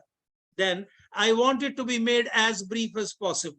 I want you to add. You can add this material. It will keep on changing, brevity and changes. So this can be a template before.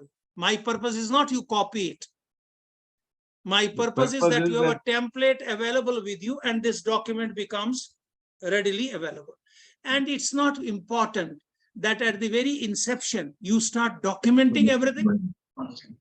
Documentation of everything is not important, but you must identify for your school which process is important. I said, for example, documenting the admission process is important. Documenting how you maintain your records and documents is important. Documenting how you handle complaints and how you deal with them is important. There are certain documents that you will have to make as very important. Next question, please. We have some time more for a few questions. Thank you so much, sir.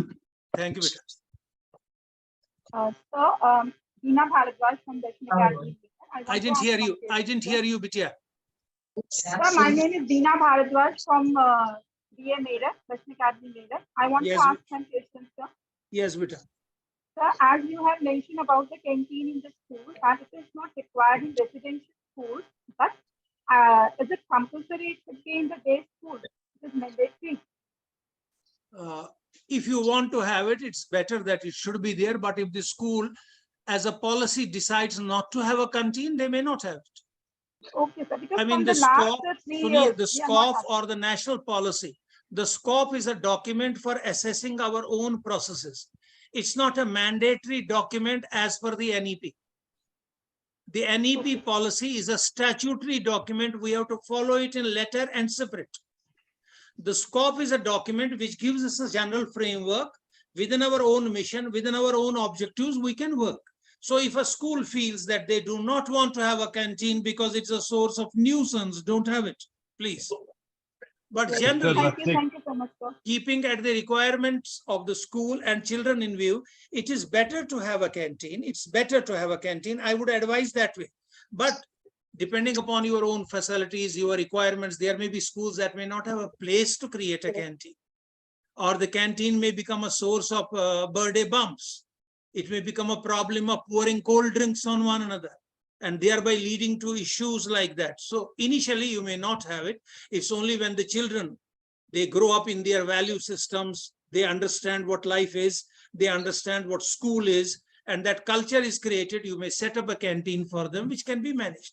I have seen schools managed by canteens managed by children. I have seen canteens managed by some ayahs of the school, some class 4 staff of the school. They would manage the school canteen for about 2 hours, but the canteen did not have anything that was drinkable. They sold, say, biscuits, buns that they would buy from the market, keep it available. A kind of a tuck shop. Yes, Vita. Mr. Next. Rasik has a question, or he has Yes. raised his hand. He has raised his hand. Then should we look at the question? Rasik, beta, put up your question. I saw your hand, Good evening, but I sir. was. Yeah. Yes, Good Vita. evening, sir. Just one question. Recently, I had attended a webinar by CBSE. It was by Dr. Jayanti, NCRT and CBSE. There she made a very appropriate statement. I won't say whether relevant or not. I just wanted to confirm from you. She said that after implementation of Sqaaf, accreditation by NABET and ISO and all the agencies like that is going to be redundant now. So is it true? Should we go for NABET also side by side when we are assessing ourselves for Sqaaf, or there is no need for NABET accreditation now? I'm sure Asik understands Hindi correctly. तुमने मुझे धर्म संकट में डाल दिया बेटा. See, I have been a staunch follower of NABET. I was a member of the QCI technical committee and then the accreditation committee. I must have trained about 200 to 300 principals only of Delhi, not only at Delhi, but at Delhi, at Chandigarh, at Chennai, at Ahmedabad, at Mohali.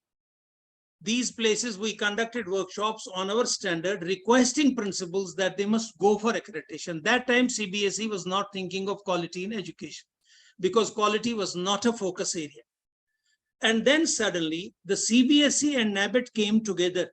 The government must have realized that there was a tussle going on. They came together. This happened somewhere in 2010, 2014. They came together and the CBSE requested NABET, could you inspect some good schools on our behalf? We'll give you the name of those schools. Go and visit them. Try to judge them from the point of your accreditation and give us the report. I was also a part of that inspection, and I conducted inspections in 5 prestigious schools, I'm telling you. One of them was the Lotus Valley School at Vasant Vihar. The other was Sanskar School. The third was Kothari International School. The fourth was Amity International School at Saqaaf. And the fifth was Somerville School. These were my 5. Even Aroraji conducted it for 5 good schools. We compiled a report of about 25 schools instead of 50 and gave it to them. Within 2 years, the CBSE developed their own Sqaaf. Now, we couldn't wait. Immediately, we took up that Sqaaf because Quality Council was moving steadily. It was not forcing schools to get into its rut.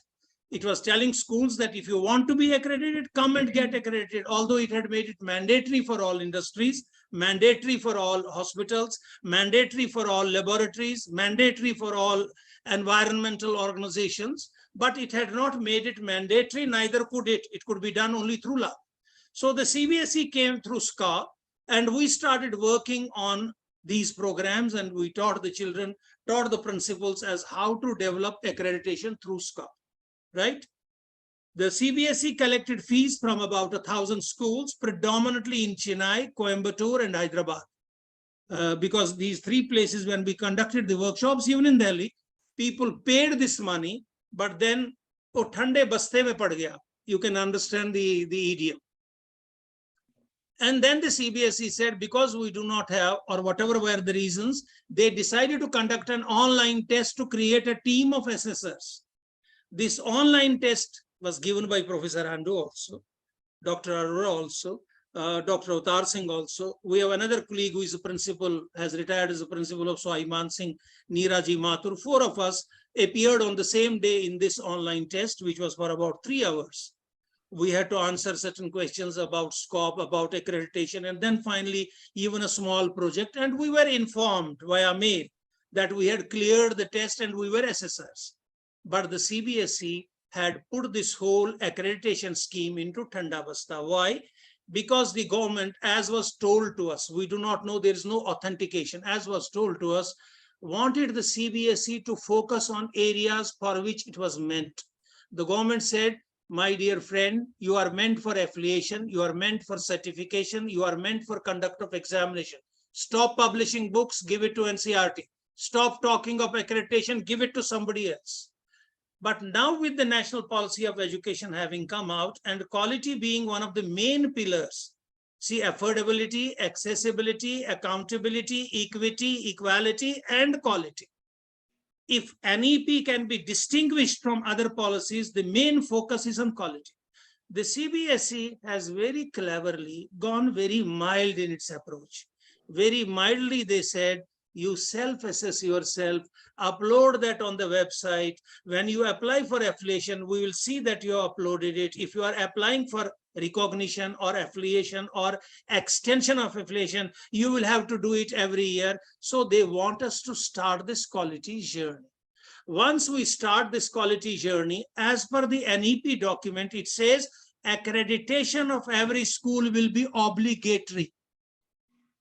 Will that be done by NABET or CBSE? It doesn't say. Will that be done by the state government? They say we will create an accreditation agency. The state government says it. The national policy says it. So when, madam, I was there for all the 3 hours. I was also listening to that entire conference, and I have the entire video. You have the video uploaded now. I can send you, Rasik, the video. The entire video of 3 hours. We started at 10 and the meeting closed at 1.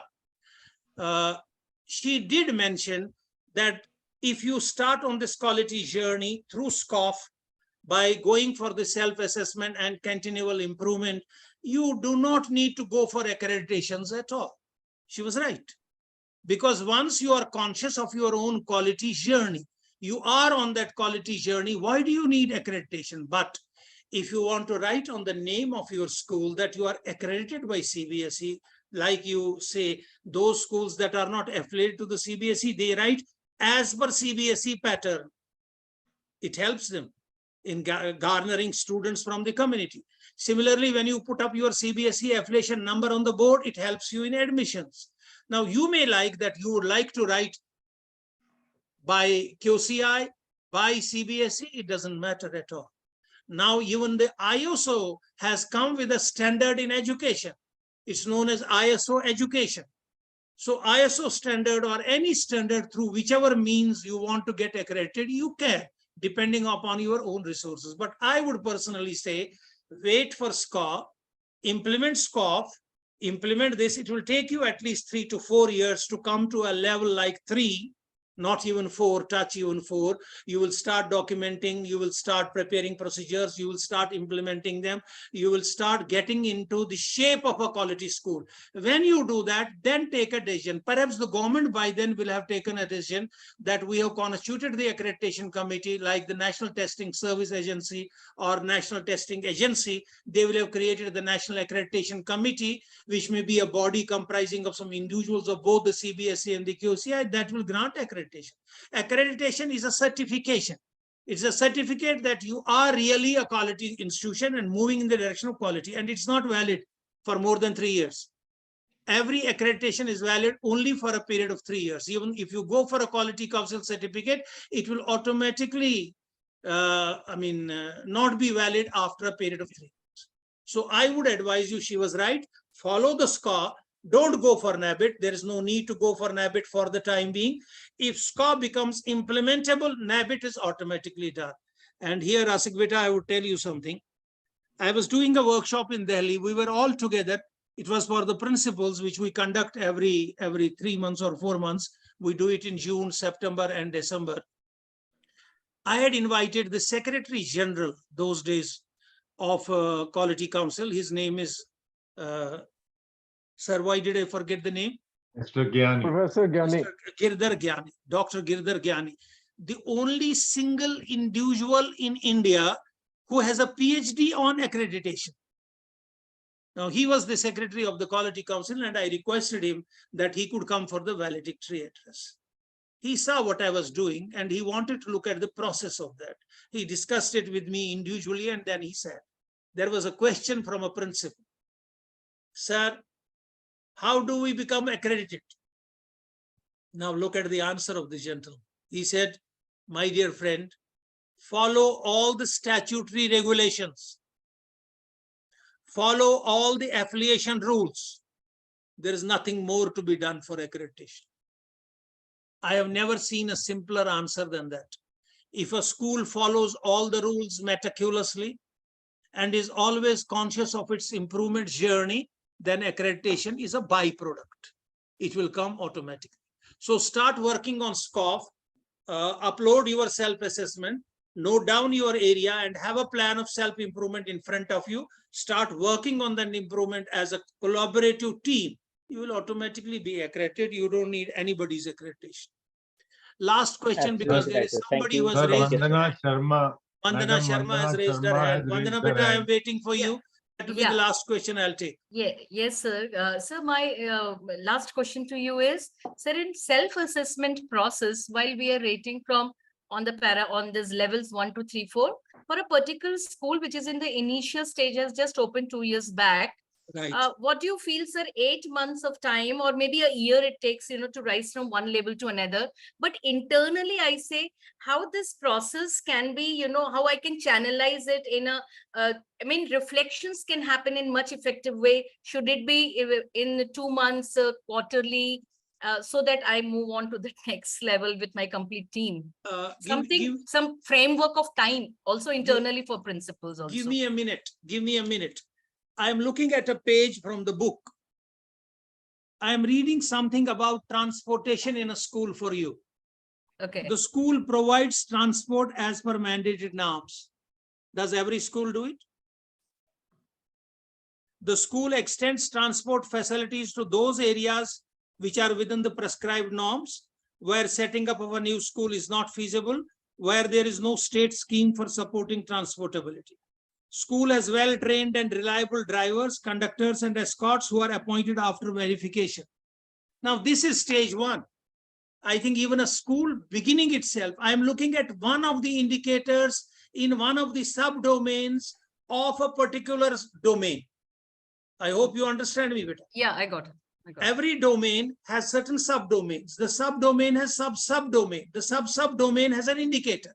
The indicator is a statement. This statement tells me what should be happening. If it is really happening, I have already gained one in some of the schools that are beginning.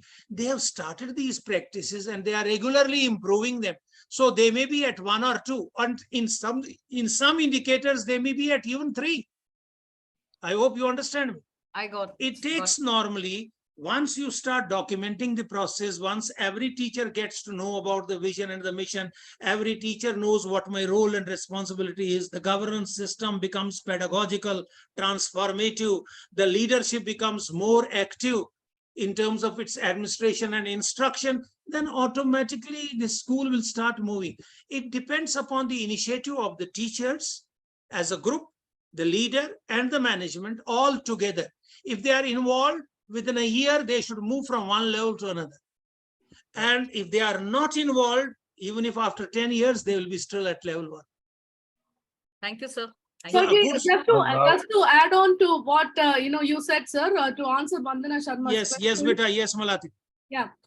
You can have a meeting, quarterly meeting, definitely a desirable one, but being a startup school, but if you can have it in once in 6 weeks, I think that would be ideal for you to have a meeting, so that record the process, record the developments. I think that will lead us to a better understanding. Then from there on you can move on to quarterly, then half-yearly. It can be done. Very true, but Yeah, I would you. request that this meeting, see, the culture of meetings is very common in the schools. My only request is that because we have created a team of members known as School Learning Team, SLT, and SLT has a representative, and the chairman is also a part of it. The management member is also a part of it. The principal is also a part of it. If this meets and keeps on analyzing each process, where they are satisfied that this is all we can do for the present, but where they are not satisfied, they start improving. Meeting is all right, developing those reports is all right, generating the data is all right, but improving upon those processes where they feel we are not doing what we need to do. That's where the work will begin and the progress will begin, and the school will move towards quality. Sir, you would like to tell them that what they should study for the next time, so that it is easy for them to comprehend whatever we are dealing with. Right, sir. I have sent them a safety checklist, safety and security checklist prepared by Sqaaf, by CBSE. I have sent them the safety committee, how it is to be constituted. I have sent them a written document as to what is the safety pledge that is to be given to the students. I have even sent them another 4 document, how is learning to be integrated with safety and security. This is one. Number 2 is this Sqaaf document. Whatever they can read out of it, let them take up any one domain, read the domain, read the subdomain, read the subdomain, and go to the page of indicators. Spend more time on that indicators with the school at the back of their mind, and see what they are doing and where they need to improve. That could be a kind of work, because in the next program, I'll be taking up the self-assessment and how it is to be done under the 4R quality circle. What is this 4R quality circle that the CBSE has developed, and what do they want us to do? That I'll be doing in the next. Thank you, sir. Thank you for raising that question. Thank you, beta. Thank you, all of you. Thank you, sir. It was an amazing session. Thank you, sir. Thank you, beta. Thank you, sir. Thank you very much.